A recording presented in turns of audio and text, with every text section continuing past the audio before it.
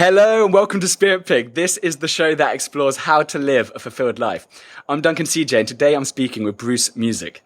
Born and raised in South Africa during the apartheid years, Bruce spent 6 months living in a local township or ghetto as the only white man in a community of 100,000 black Africans. And this experience touched him really profoundly and inspired him to dedicate his entire life to teaching.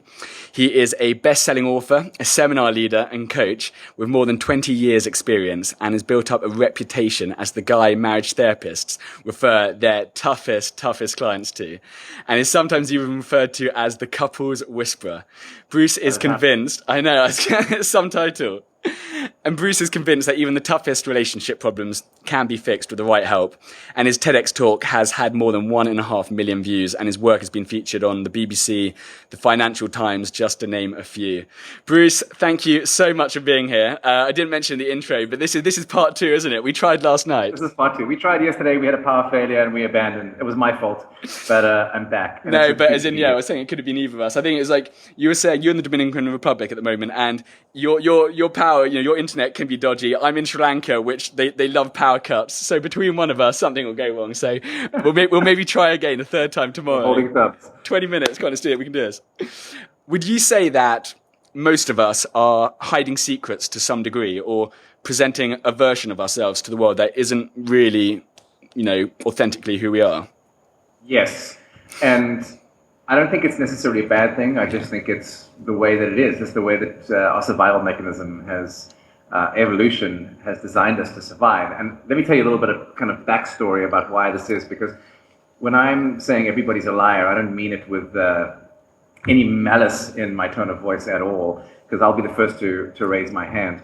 So what we tend to do as human beings is we lie about the small stuff all the time. And how this came about from an evolutionary perspective is that if you imagine being a caveman on the plains of Africa, and like you've got your little tribe and you're with your group of people, your tribe is what really keeps you alive. And nature has kind of wired into us, or hardwired into us, this fear of being ejected from the tribe. Because if we were like rejected from the tribe and left to fend for ourselves on the plains of Africa, within half an hour a lion would come and eat us and we'd be done. So one of the biggest threats to our survival is being ejected from the tribe as far as evolution is concerned. Even if today, in our 21st modern century, that doesn't necessarily present a risk, because we can all survive pretty much on our own and find a new tribe if we needed to, it's still like that.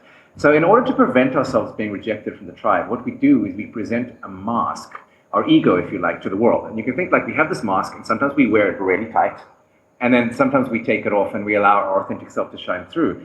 And we present our mask to the world as an interface through which we can kind of navigate safely and make sure we never get rejected from the tribe.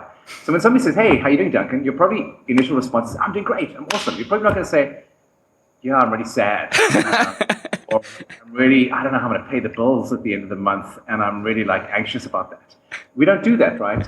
Because we're expecting somebody to look at us and go, "Oh, weirdo. Kick Bruce out the tribe now." And then rejected from the tribe, right?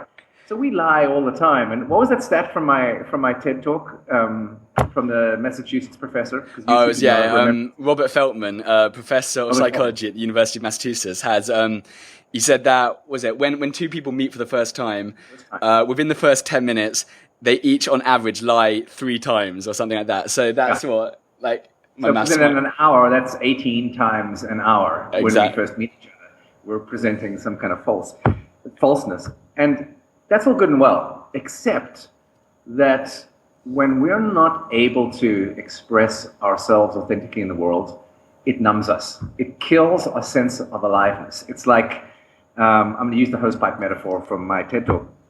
So if you imagine we have a hosepipe, and this hosepipe kind of flows energy. It's our aliveness. It's what makes us feel alive. When we're not able to be ourselves, it's like there's a kink in the hosepipe, and part of our energy can't flow. And the thing is, human beings are so good at adapting that after a while we get used to the kink, and we forget what it's like to feel alive, and feeling numb just becomes the norm. Yeah. And we forget that actually there's more. And so we walk around life presenting this mask. My mask is called Bruce, yours is called Duncan. This mask to the world of who we think we are, and never really interacting heart to heart with each other. We're communicating kind of mask to mask with each other. And an amazing thing happens when you take the mask off and you start telling the truth. That's how you take the mask off. You start telling the truth about what's going on for you minute by minute, moment by moment. You start to feel alive again. That kink in your energy hose pipe kind of unkinks itself, and energy starts to flow through, and aliveness comes back, and a smile on your face comes back, and happiness comes back. And for me, I think one of the highest leverage things you can do to get to a fulfilled life is to just start telling the truth about what you're experiencing moment by moment. Now that's like one level, Duncan, and feel free to just interrupt me and like. No. I'm just sitting back and listening because this is fascinating. The other level is what happens when you're actually withholding a big secret. So if you've got something that you've done that perhaps violated one of your values, or let's say you've had an affair, or perhaps you've stolen money, or something like that, what happens is energetically that weighs down on you, and that you can handle.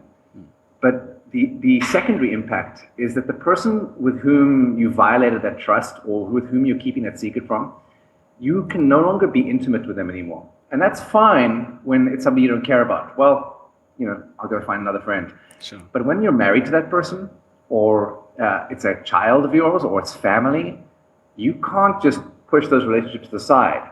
And what happens is, like, let's say you've had an affair and you're not talking about it. And this is something that I actually went through myself. I was the one who had an affair, cheated on my wife, didn't talk about it, bloated up, gained 30 pounds in a couple of months, and basically became depressed.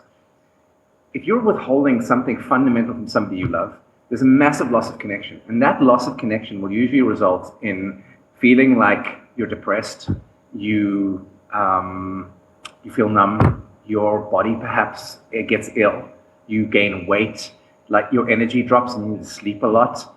And my personal belief is that half of depression, when clients come to me and tell me they're depressed, the first thing I go through is ask them what are you not telling? What are you not sharing? What are you keeping secret? And when we get to that and they tell that secret, they're like, oh my God, depression's gone. They didn't need pills. They didn't need anything, they didn't need psychotherapy. It's just our body knows how to look after itself when we tell the truth, when we're being ourselves. I'm not sure if I'm doing the best job explaining this. No, you did. You definitely did. Honestly, if that had been crap, I would have jumped in and be like, okay, Bruce, tell me more about. I was just listening back because that was I totally got all of that, and because I think something you said, I can't remember what it was. It was something like literally telling the truth, truth, honesty is the best policy. It's so simple, but it's terrifying. As in, I remember it being described as that. As in, it's not rocket science. It's super simple, but God, it's terrifying. Because these things are often the things that we're putting under the rug, that we're terrified to say. That if it was easy, then this would be everyone would be doing it. But the fact that we're terrified because we're going to be rejected from the tribe or from our relationship, and that is a threat of death as far as your survival system, your amygdala, your reptilian brain is concerned. Yeah. So the brain will throw up 101 reasons why not to tell the truth. And the most common one I hear, and if any of you listening to this are saying this to yourself, be warned. The most common one I hear is I don't want to hurt the other person. It would be cruel to tell the truth. That's the biggest cop-out in the world. And I want to tell you why. Because when you're justifying not telling the truth by using the other person's pain as an excuse, you make them small. You turn them into somebody who can't handle the truth. You go, you know what? You're so weak, Duncan. Let's say I've got a secret from you and I'm justifying this. What I'm essentially justifying keeping it from you. What I'm essentially saying to you, Duncan, is, Duncan, you're so small and you're so weak. You can't handle the truth. In fact, you're a pathetic human being. I can handle the secret. And I'm going to keep it for your sake because you're so weak and pathetic. Because the truth hurts and you don't even know how to handle pain, Duncan. You're such a child. You never even learned how to handle pain. So I'm going to keep it a secret and not tell you to protect you because I'm such a good guy. And that's how we justify not telling the truth. We turn the other person into this small, pathetic, weak victim who can't handle the truth. And that way we get to keep our secrets and our pain and our depression and our illness and our numbness at the same time. Yeah. And like you said, I mean, you've damaged and lost that connection. You're damaging yourself. It's what's interesting is I think you're extremely honest about the fact that so if we go about and take this new approach, you're going to be complete honesty, tell the truth. If we follow this kind of medicine or whatever you call it, things will probably get a lot worse before they get better, right? Yeah. Yeah, because you've trained people to expect lies from you. And once people know that you've been lied to them, they're going to be hurt and betrayed. But at the same time, if you do it properly and you really show that you care and you show that their pain is important to you, you can get through this with actually more integrity. You can come out with them trusting you more for having told the truth and a closer relationship. It's not easy telling the truth. And I don't recommend just blurting out every truth second by second. That's the second objection I have. Well, should I just tell everything that's on my mind to my partner? What if I look at a pretty girl and I start to think about having sex with her? Should I just tell my wife that every time? Because I look at 5 pretty girls a day. I want to have sex with all of them. No, there's a level of appropriateness. And, it takes a level of maturity to understand what's appropriate and the timing that's right to do it with. So when I'm working with people, I kind of help them set it up in a way that it lands the best. But here's how to tell whether or not you should be telling this person your secret. If they found out from somebody else, would they be pissed off with you? If the answer to that question is yes, you want to be telling. That's the little kind of rule of thumb I use. If my partner found out about this from somebody else and knew that and found out, my secret, would they be pissed off? And if the answer to that is yes, I'm telling them. I like it. Simple. You can't. Yeah, you can't really. That's black or white. You can't really justify that to yourself. It's you ask yourself that question, immediately. Yeah, they'd be pissed. So. So what ended up happening? Just to quickly wrap up the story, I opened the thread of I was cheating on my wife, and I was married for 5 years, and for the last 3 years of my marriage, I was cheating on her. When I bloated up and I got fat, I was depressed. I was a motivational speaker at the time and standing on stage inspiring people, and I felt like a complete fraud. So I went and told her the truth, and it was brutal. And at the same time, within a week, I felt more alive than I'd ever felt in my life before. In the end, we both decided together, amicably, to get divorced, and it was probably the best thing we could have done. A week later, she met the man of her dreams, who she's married to now and has been married to for quite a while. And that was, 2002, so that was 13 years ago. And I haven't felt depressed since that day. Of course, I've had my ups and downs, like all of us do, but I haven't gone to a bout of depression or sadness that lasted forever, because I'm no longer suffering. I was able to tell the truth about who I am. And then I went and told shared a TED talk, and told 1.5 million people that I cheated on my wife and, used to be a racist. So there's pretty much nothing I'm ashamed of anymore. And living in a space of no shame, I'm able to feel completely fulfilled and happy. I can wake up every day knowing that I like who I am. I'm not hiding who I am. You like me or you don't, and that's okay. And it's been the most freeing thing I've ever done. In fact, that for me, Duncan, apart from the credibility and all the side benefits that came from the TED Talk, the best thing that ever happened out of that TED Talk was the eradication of all my shame. Because now that all my dirty laundry was out in the open, nobody could say, I know something about you. I had nothing to hide. I could just be me. It was awesome. I love that. One thing during your TED Talk is, I'm bad that I didn't actually know about this, but I found the Truth and Reconciliation Commission. For anyone who doesn't know, what was that and how was that used to heal? Okay. So in my TED Talk, I mentioned the Truth and Reconciliation Commission, which was a commission that was started by the South African government, headed by Archbishop Desmond Tutu, who won a Nobel Peace Prize and has written a book on this whole thing, actually. And it was like a traveling roadshow that went through South Africa after apartheid, after Nelson Mandela came to power and we had our first elections and we were living in a democratic South Africa for the first time. There was a lot of bad shit that happened during apartheid, for want of a better way of putting it.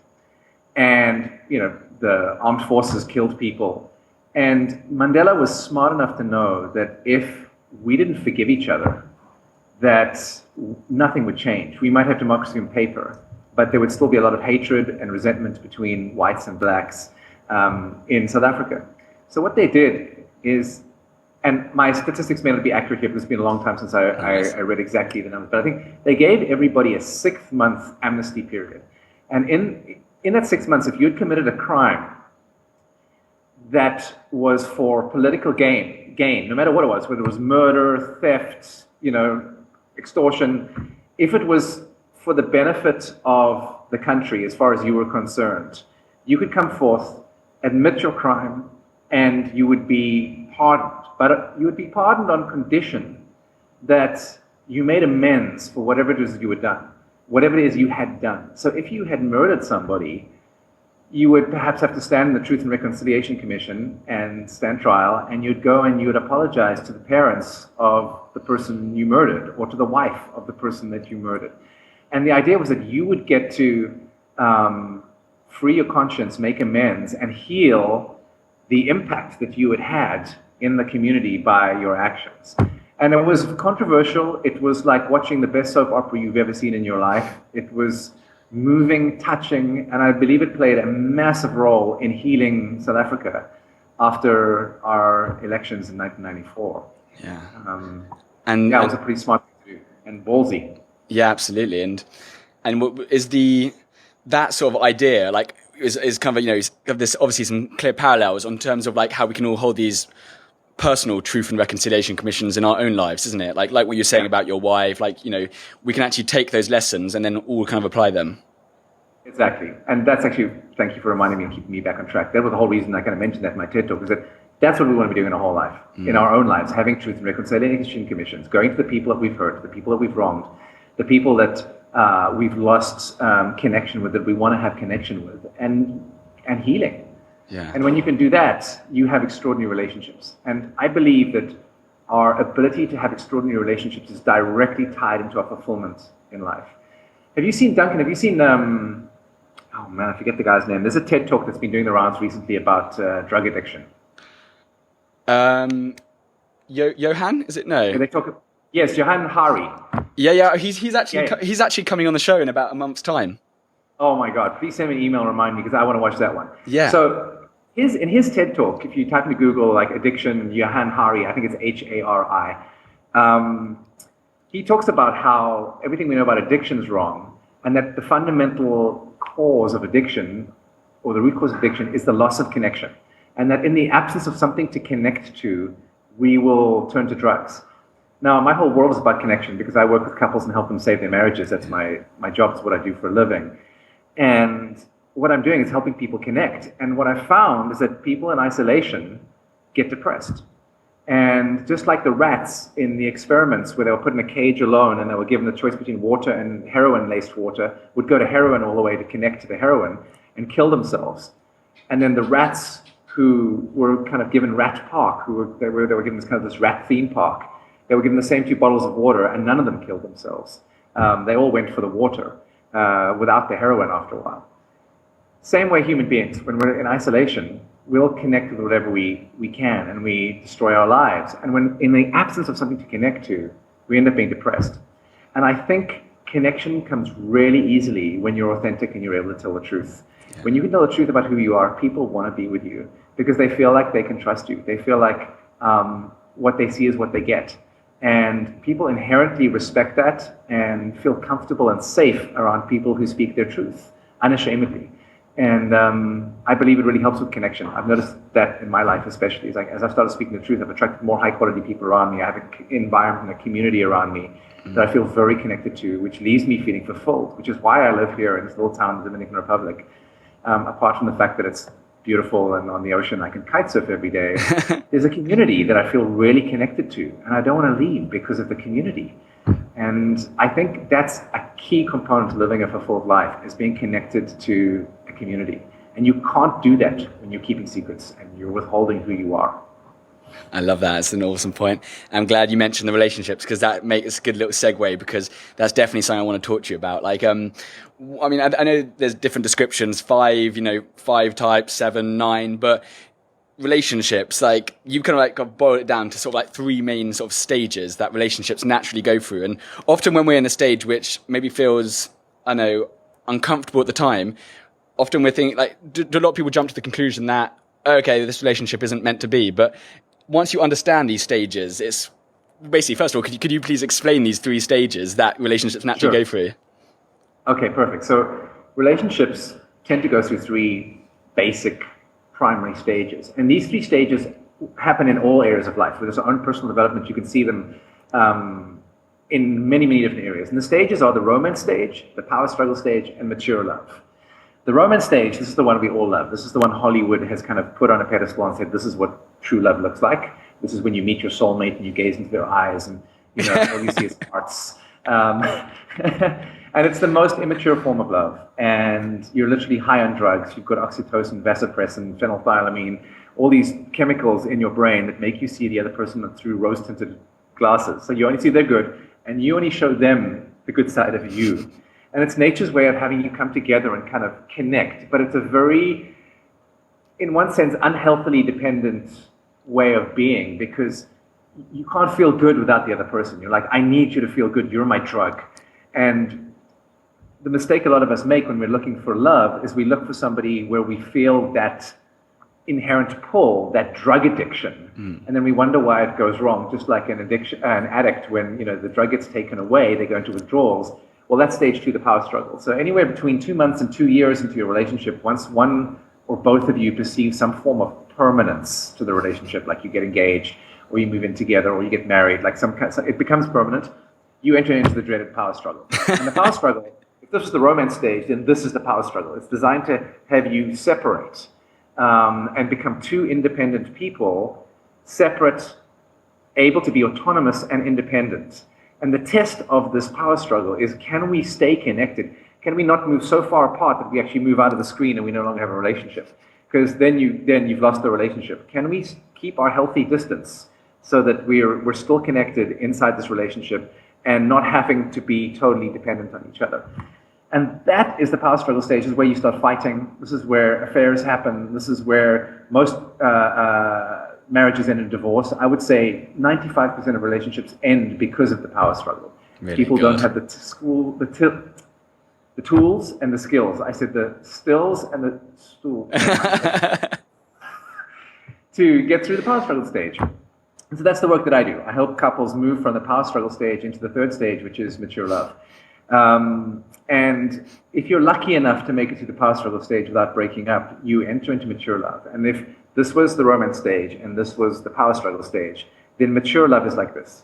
You're able to flex and flow between being dependent and independent, healthily dependent and independent. Our culture only supports this. It only supports independence. Individualism. And that's why so many relationships get into trouble, is because we refuse to depend on each other. When we are inherently dependent on each other. There's research that shows that we can regulate our heartbeats, our partner's heartbeats, we can regulate their emotions, we can regulate their blood pressure. The minute we form a couple and a relationship, we become a third entity, the relationship forms. So there's you, there's me, and then there's this third entity called the relationship, which is greater than the both of us, more complex than the both of us. And if you nurture the relationship, you'll probably end up having a happy relationship. If you try and get your own needs met, you'll probably end up being very unhappy and the relationship will fall apart. And that's what most of us do. In the power struggle, we fight to get our needs met, and our partner doesn't meet our needs and the relationship falls apart. So what I help couples is I help them go from here to the flex flow interdependent stage. And you could think of these 3 stages as moving from dependent to independent to interdependent. So it's about we. To a we, to becoming a team. Yeah. And that's essentially the whole point of having a relationship, is to become a team, because the team is far more powerful than each of you are individually. When you become a great team, you can do more, and there's been research that shows that couples who are healthily interdependent are more autonomous in the world, make more money, report higher levels of satisfaction, fulfillment, get sick less. So these are all extraordinary things just from having a happy relationship. If you're in an unhappy relationship, you're going to get sick more. Your job's going to suffer. You're going to get depressed. I mean, it's pretty severe, the impact of being stuck in the power struggle stage. It's not a happy time. Yeah. So those are 3 stages. And one thing that was fascinating was I was listening to a couple of other interviews and podcasts that you did, and one thing another thing which I'd never heard of before was about attachment archetypes. That was, and it's hearing you describe and understanding them. What are attachment archetypes, and how sort of does understanding them completely transform our relationships? I think one of the things you said is that, if you'd known about this years ago, I mean, all your relationships from then onwards would have been completely different. Completely different, yeah. So this is probably like the two most important distinctions I ever discovered about relationships. One was the three stages, because they made me understand where I am in my relationship. And for the first time, I was like, okay, I'm normal. It's not that I don't know how to do relationships. It's that I've always just got stuck in the power struggle and never knew how to get to the mature love. Yeah. The second distinction was these attachment archetypes. So there's a huge body of research for the last 25 years, pioneered by a guy called John Bowlby, called attachment theory. And attachment theory initially started out as studying the bond between a mother and a child, determining how that bond affected their psychological makeup as they grew up into adults. It later developed into studying the bond between adult relationships between husbands and wives. And what they discovered is that there are, depending on which model and which research you read, anywhere from 4 to 7 attachment archetypes. I'm just going to keep this simple and talk about 3, because the fourth one is such a small percentage of the population. These are the 3 primary ones that the 98% of the population will generally fall into and relate to. The first is secure. 50% of the population are secure. And what that means is in a romantic relationship, they're securely connected. They're able to depend on their partner. They're able to ask for support and be dependent, not in a codependent, unhealthy, needy way, but in like, honey, I'm feeling really sick, please will you help me kind of way. Or honey, my father just died, I need a shoulder, will you just like hold me for an hour while I cry my eyes out? Or honey, I just lost my job, can you help pay the bills for the next month until I find another one? Like healthily depending, teammate kind of way. These are secure people. They're not afraid to ask for help, they're not afraid to be vulnerable, they're not afraid to admit their weaknesses, and they get on in relationships just fine, they make it through the power struggle without too much of a fuss. 3-4 months and they're probably through it. They figure it out on their own. They never end up in my office, or doing any of my online programs, because they figure out their own relationship problems and they end up happy. And they often are not single for too long because they get snapped up by the next secure person and they go off to have, long 15, 20, lifetime long relationships because they figure shit out. On the other hand, you've got 2 insecure archetypes. And these make up the other 50% of the population. I think about 25% is what they call avoidant. And I call these people turtles, because when they feel anxious or insecure in their relationship, they hide in their shell like a turtle and they disappear. They go numb, they shut down emotionally, and they retreat and withdraw, and they need lots of space because secretly they're terrified of being rejected or being engulfed by their partner. And what happens is, as they retreat, they're no longer present in the relationship, and their partner gets terrified. And their partner is usually the other attachment style, which is what the attachment theorists call anxious attachment, what I call the hailstorm. Hailstorm, yes. Kind of end up being like a hailstorm. They're like a thunderstorm hailing down on their partner all the time. Criticism, they can be demanding, they can be needy, they can try and make their partner jealous, they can be manipulative, they often threaten the relationship, or they keep score. They do a whole lot of behaviors that are known as that are known as protest behaviors. And these protest behaviors are kind of indirect ways of getting their partner's attention and getting reassurance that they're loved. So if you imagine a child who lost its parents in a supermarket and is wailing at the top of its lungs and is unconsolable, that's nature's way of alerting the mother that, hey, you've lost your child, go find your child. In an adult relationship, these hailstorms, they do the adult equivalent of that, which is getting critical, demanding, getting needy, getting angry, getting upset. And what they're secretly trying to do is get their partner's attention. And the message that they're unable to communicate directly is, help, I'm terrified you're going to abandon me. I'm scared, please help me, don't leave me, come back. And of course, their turtle partner retreats into their shell, which makes the hailstorm partner even more terrified, which makes them protest and more critical and more hailstorms, which makes the turtle partner more terrified, which makes the turtle retreat even further into their shell and go even more numb, and round this couple goes. And this is 99% of the couples that I work with fall into this dynamic. And so about 23% of the population are hailstorms, which leaves the last 2%, which is what is known in the attachment literature as fearful avoidant. And they're a combination of hailstorm and turtle. They're very rare. They tend to come from chaotic backgrounds with alcoholic parents and some form of chaos in their childhood, and they struggle the most in relationships. So I find a lot of them coming to me in my programs as well. That one was and that this one was that dynamic- was the combo. It's one person with both Hailstone and Turtle attributes. tendencies. Yes, Gotcha. exactly. They use both strategies, and they're known as fearful avoidance. That's their kind of technical term for that type. And they're the last 2%. So you've got 50% of the population who's secure, about 25% who a turtle, 23% who's a hailstorm, and 2% who's kind of like a combination of turtle and hailstorm.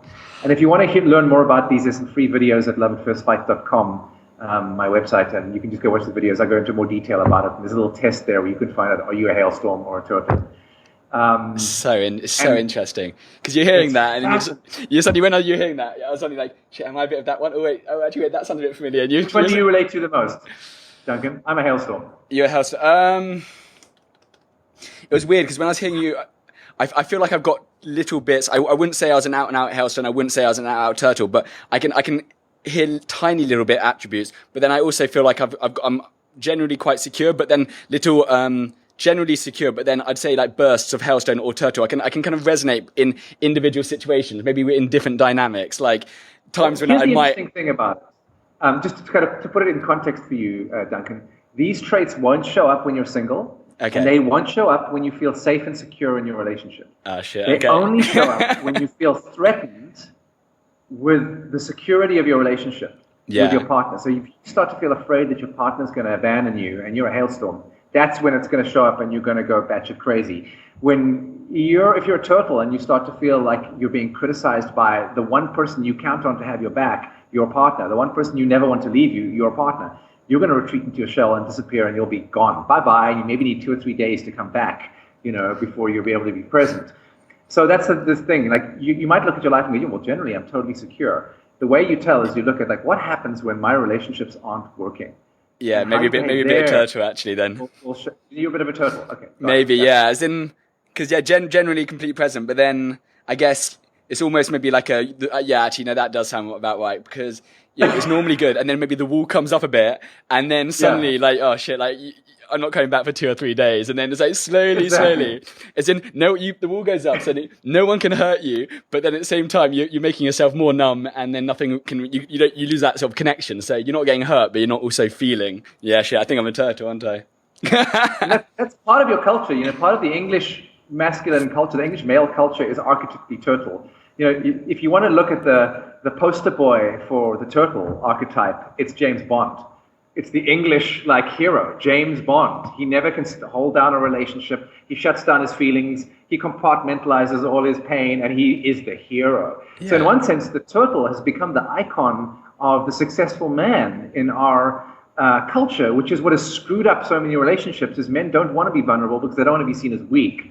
They're like, I'm going to be the strong James Bond turtle. And their women are like, do you not have feelings? Like, oh my God, are you a robot? And the men are like, feelings? What feelings? That's so it's God. Stiff upper lip, sir. It's so it's so interesting hearing this because as in I'm pretty I don't easily let my wall down at all. The wall is often up, but then once it's down, then I'm completely there in terms of total connection. As in then we'll be completely vulnerable, But then if the wall suddenly goes up, then it's really hard to get it back down, or it rarely comes down. But when it does, then I'm completely there, connected. But I don't just let it down for anyone. It takes, I think, quite a long time to get that wall down, to let somebody in. The act of you saying, I don't usually let my walls down easily, is you letting your walls down and being vulnerable. That's you going, a turtle would never have said that if you were in turtle mode. And for those of you who turtles out there, Duncan's just actually given you a secret trick. The way you actually get beyond your turtle tendencies and stay present instead of running away is admitting you want to run away. That's the first step. If you can own, I want to run away, and say that out loud, I want to run away, but I'm going to stay present now, the desire to run away minimizes by 50%. You've already taken half of your desire to run away just by saying it and owning it out loud. It's powerful. Bruce, I could talk to you all day long. We're going to hit some speed round questions to finish up. You touched on this earlier, but what does a fulfilled life mean to you? You told me you were going to ask me this question at the end of the thing, so I did some thinking about it. So I didn't want to just throw out the first thing that came to my head, because I was like, this is an important question. What is a fulfilled life? And I decided that for me, a fulfilled life is a life where I can wake up every day and contribute in a meaningful way to me. So the way that I feel fulfilled is I wake up every day and help people save their marriages and save their relationships. And that's meaningful to me because I've destroyed so many of my own relationships, and I know the pain of heartbreak so intimately that, like, if I can help somebody or a couple avoid that, that makes me feel like my whole existence is worthwhile. And so I think that's what it is, finding your thing, your meaning, and being able to use it to contribute and make a difference. That's awesome. What is one thing all our listeners can do today that will have a massive positive effect on their lives? Okay, so tell the truth. If you're withholding something big that you know you should have told the truth about, just go and do it. That is probably what's going to give you the highest leverage results in terms of feeling alive and fulfilled straight away. It's going to be scary. Things may get worse before they get better. Go watch my TEDx talk on this because it'll give you a few more hints. But I think that's probably the highest leverage thing you can do is just be who you are unashamedly. Yeah. I love it. And which book would you say has had the biggest positive impact on your life? I can't answer that question without giving you these 5. So I'm going to I wrote like 5 down. So in terms of the context of everything we've been talking about, couple of books. One is called Love Sense by Dr. Sue Johnson. She's a researcher, and this book basically outlines in layman's terms all the latest scientific research about love and romantic relationships and turns everything we know about love on its head and starts to make sense of love for the first time. So, the whole idea that independence is a healthy trait, she throws that out the window and goes, if you pride yourself on being independent, you're going to suck in relationships. The healthiest trait is interdependence. And she kind of it's a really good, easy read that book.